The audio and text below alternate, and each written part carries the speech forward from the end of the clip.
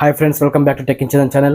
ನಾ ಇವತ್ತು ಮೊಟೊರೋಲಾದವರು ಇವತ್ತು ಅಂದರೆ ಸೆಪ್ಟೆಂಬರ್ 1ನೇ ತಾರೀಕು ಮಧ್ಯಾಹ್ನ ಮೋಟೋ G84 5G ಮೊಬೈಲ್ನ ಲಾಂಚ್ ಮಾಡಿದ್ರು. ಅದರ ಕೆಲವೊಂದು ಇನ್ಫಾರ್ಮೇಷನ್ಸ್ನ ನಾನು ಈ ವಿಡಿಯೋದಲ್ಲಿ ತಿಳಿಸ್ಕೊಡ್ತಾ ಇದ್ದೀನಿ. ಇದಕ್ಕೂ ಮುಂಚೆ ನನ್ನ ಚಾನಲ್ನ ಇನ್ನು ಸಬ್ಸ್ಕ್ರೈಬ್ ಮಾಡಿಲ್ಲ ಅಂದರೆ ಪ್ಲೀಸ್ ಸಬ್ಸ್ಕ್ರೈಬ್ ಮಾಡಿ ಅಂತ ಹೇಳ್ತಾ, ಹಾಗೆ ಪಕ್ಕದಲ್ಲಿ ಬರುವಂಥ ಬೆಲ್ ಐಕನ್ ಬಟನ್ ಕೂಡ ಪ್ರೆಸ್ ಮಾಡಿ ಅಂತ ಹೇಳ್ತಾ ಬನ್ನಿ ಈ ವಿಡಿಯೋನ ನಾವು ಇವತ್ತು ಸ್ಟಾರ್ಟ್ ಮಾಡೋಣ. ಮೊದಲನೇದಾಗಿ ಈ ಬಾಕ್ಸ್ ಒಳಗೆ ಏನೇನು ಥಿಂಗ್ಸ್ ಸಿಗ್ತವೆ ಅಂತ ನಾನು ಇವತ್ತು ನಿಮಗೆ ಫಸ್ಟ್ನೇದಾಗಿ ಹೇಳ್ತೀನಿ. ಮೊದಲನೇದಾಗಿ ಈ ಬಾಕ್ಸ್ನ ಓಪನ್ ಮಾಡಿದ ಕೂಡಲೇ ಮೊದಲನೇದಾಗಿ ಡೈರೆಕ್ಟ್ ಆಗಿ ಮೊಬೈಲ್ ಸಿಗುತ್ತೆ. ಈ ಮೊಬೈಲ್ ಬಂದ್ಬಿಟ್ಟು 3 ಕಲರ್ಸ್ ನಲ್ಲಿ ಲಾಂಚ್ ಆಗಿದ್ದಾವೆ, ವೈಟ್, ಬ್ಲಾಕ್ ಮತ್ತೆ ರೆಡ್ ಕಲರ್ ನಲ್ಲಿ. ಅದಾದ ನಂತರ ಡೈರೆಕ್ಟ್ ಆಗಿ ಒಂದು ಸಿಮ್ ಎಜೆಕ್ಷನ್ ಪಿನ್ ಆಗಿರ್ಬೋದು, ಮತ್ತೆ ಅದನ್ನ ಒಂದು ಯೂಸರ್ ಮ್ಯಾನುವಲ್ಸ್ ಆಗಿರ್ಬೋದು. ಅದಾದ ನಂತರ ಒಂದು 33 ವ್ಯಾಟ್ ನ ಒಂದು ಪವರ್ ಕೇಬಲ್ ಚಾರ್ಜರ್ ಆಗಿರ್ಬೋದು, ಮತ್ತೆ ಒಂದು USB ಟೈಪ್ ಸಿ ನ ಒಂದು ಪಿನ್ ಕೂಡ ಸಿಗುತ್ತಿದೆ. ಮತ್ತೆ ಈ ಮೊಬೈಲ್ ನ ಒಂದು ವೇರಿಯಂಟ್ ಬಗ್ಗೆ ಮಾತಾಡಿದರೆ, ಈ ಮೊಬೈಲ್ ಬಂದ್ಬಿಟ್ಟು ಕೇವಲ ಒಂದೇ ಒಂದು ವೇರಿಯಂಟ್ ನಲ್ಲಿ ಲಾಂಚ್ ಆಗಿದೆ. 12GB ರ್ಯಾಮ್ ಮತ್ತೆ 256GB ಸ್ಟೋರೇಜ್ ನಲ್ಲಿ ಈ ಮೊಬೈಲ್ ಲಾಂಚ್ ಆಗಿದೆ. ಈಗ ಎಕ್ಸಾಂಪಲ್ ನಲ್ಲಿ ನಮ್ಮ ಹತ್ರ ಒಂದು ರೆಡ್ ಮೊಬೈಲ್ ಇದೆ ಅಂತ ತಿಳ್ಕೊಳ್ಳಿ. ಇದರ ಬ್ಯಾಕ್ ನ ಒಂದು ಫಿನಿಶಿಂಗ್ ನ ಬಗ್ಗೆ ಮಾತಾಡಿದರೆ, ಇದರ ಬ್ಯಾಕ್ ನಲ್ಲಿ ಒಂದು ಲೆದರಿ ಫಿನಿಶಿಂಗ್ ನ ಕೊಟ್ಟಿದ್ದಾರೆ. ಮತ್ತೆ ಇದರ ಸೈಡ್ ಬಂದ್ಬಿಟ್ಟು ಒಂದು ಪ್ಲಾಸ್ಟಿಕ್ ಫ್ರೇಮ್ಸ್ ನ ಇಟ್ಟಿದ್ದಾರೆ. ಇದರಲ್ಲಿ ಮೊದಲೇ ಒಂದು ಪೌಚ್ ನ ಯಾಡ್ ಮಾಡಿ ಡೈರೆಕ್ಟ್ ಆಗಿ ಕೊಟ್ಟಿರ್ತಾರೆ. ಸೊ ಇದು ಓವರ್ ಆಲ್ ಒಂದು ಒಳ್ಳೆ ಬಿಲ್ಡ್ ಕ್ವಾಲಿಟಿ ಹೊಂದಿದೆ ಅಂತ ಹೇಳಕ್ಕಾಗಲ್ಲ, ಪರವಾಗಿಲ್ಲ. ಒಂದು ಓವರ್ ಆಲ್ ಬಿಲ್ಡ್ ಒಂದು ಒಳ್ಳೆ ಲುಕಿಂಗ್ ನ ಪರವಾಗಿಲ್ಲ ಅಂತ ಅಂದ್ಕೊಂತೀನಿ.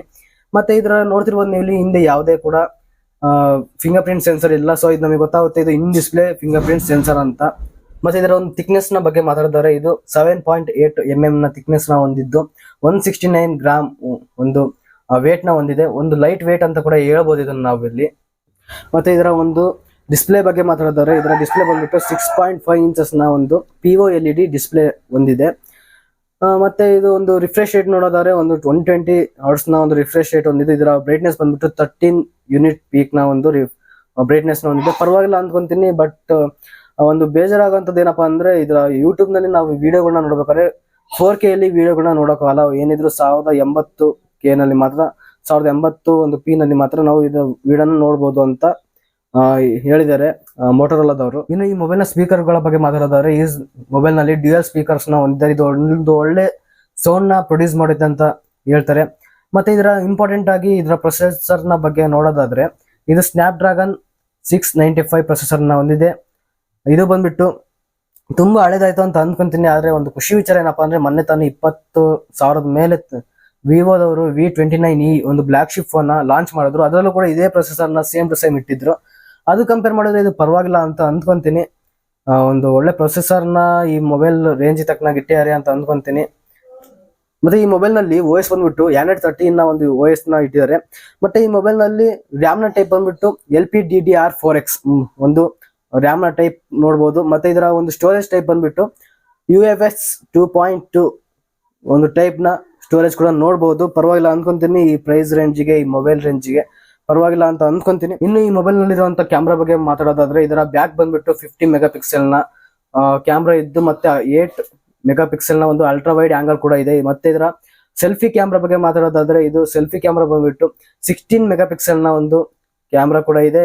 ಏನಪ್ಪಾ ಅಂದ್ರೆ, ಒಂದು ಬ್ಯಾಕ್ ಕ್ಯಾಮ್ರಾಗಿಂತ ಫ್ರಂಟ್ ಕ್ಯಾಮ್ರಾ ತುಂಬಾನೇ ಒಂದು ಒಳ್ಳೆ ಫೋಟೋನ ಪ್ರೊಡ್ಯೂಸ್ ಮಾಡುತ್ತೆ ಅಂತ ಮೋಟೊರೋಲಾದವರು ರಿಪೋರ್ಟ್ ನ ಪ್ರೊಡ್ಯೂಸ್ ಕೊಟ್ಟಿದ್ದಾರೆ. ಇದು ಎಷ್ಟು ಸತ್ಯನೋ ನನಗೆ ಗೊತ್ತಿಲ್ಲ, ಒಂದು ಒಳ್ಳೆ ಫೋಟೋ ಕೂಡ ಪ್ರೊಡ್ಯೂಸ್ ಮಾಡೋದಂತ ಹೇಳಿದ್ದಾರೆ.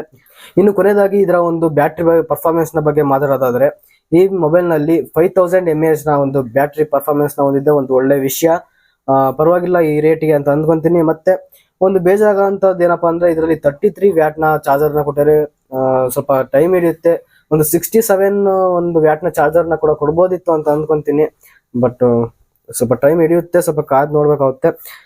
ಓವರ್ ಆಲ್ ಬಂದ್ಬಿಟ್ಟು ಈ ಮೊಬೈಲ್ ಪ್ರೈಸ್ ಬಂದ್ಬಿಟ್ಟು ಇವತ್ತು ಅಂದ್ರೆ ಸೆಪ್ಟೆಂಬರ್ 1ನೇ ತಾರೀಕು ಮಧ್ಯಾಹ್ನ ಲಾಂಚ್ ಆಗಿರೋ ರೇಟ್ ಬಂದ್ಬಿಟ್ಟು 20,000 ಇದೆ ಆನ್ಲೈನ್ ಅಲ್ಲಿ. ಇದನ್ನು ಆನ್ಲೈನ್ ಅಲ್ಲಿ ಫ್ಲಿಪ್ಕಾರ್ಟ್ ನಲ್ಲೆಲ್ಲ ಇನ್ನೂ ಬಂದಿಲ್ಲ. ಸೊ ಇವತ್ತಿನ್ನು ಲಾಂಚ್ ಆಗಿರೋದ್ರಿಂದ ಇನ್ನೂ ಸ್ವಲ್ಪ ಟೈಮ್ ಹಿಡಿಯುತ್ತೆ. ತಗೋಬಹುದು ಅಂದ್ಕೊಂತೀನಿ. ಸ್ವಲ್ಪ ಕೆಲವು ವೇರಿಯೇಷನ್ಸ್ ನ ಮಾಡ್ಬೇಕಿತ್ತು ಅಂದ್ಕೊಂತೀನಿ. ಒಂದು ಒಳ್ಳೆ ಆಪ್ಷನ್ ಕೂಡ ಅನ್ಬೋದು. ಸದ್ಯಕ್ಕೆ ಇದೇ ಒಂದು ಒಳ್ಳೆ ಮೊಬೈಲ್ ಅಂತ ಅನ್ಕೋಬಹುದು. ಇದು ಬಿಟ್ರೆ ಮತ್ತೆ IQ 100 ಬಿಟ್ಟಿರುವಂತ ಮೊಬೈಲ್ ಕೂಡ ನಾನು ನಾಳೆ ಅದ್ರ ಬಗ್ಗೆ ನಾನು ಇನ್ಫಾರ್ಮೇಶನ್ಸ್ ನ ಕೊಡ್ತೀನಿ. ಓಕೆ, ಈ ವಿಡಿಯೋ ನಿಮ್ಗೆ ಏನಾದ್ರು ಇಷ್ಟ ಆಗಿದೆ ಲೈಕ್ ಮಾಡಿ ಅಥವಾ ಅನ್ಲೈಕ್ ಮಾಡಿ ಅಂತ ಹೇಳ್ತಾ, ಇದೇ ರೀತಿ ನೆಕ್ಸ್ಟ್ ವಿಡಿಯೋದಲ್ಲಿ ಏನಾದ್ರು ತಗೊಂಡ್ಬರ್ತೀನಿ. ಅಲ್ಲಿವರೆಗೂ take care, bye bye, see you.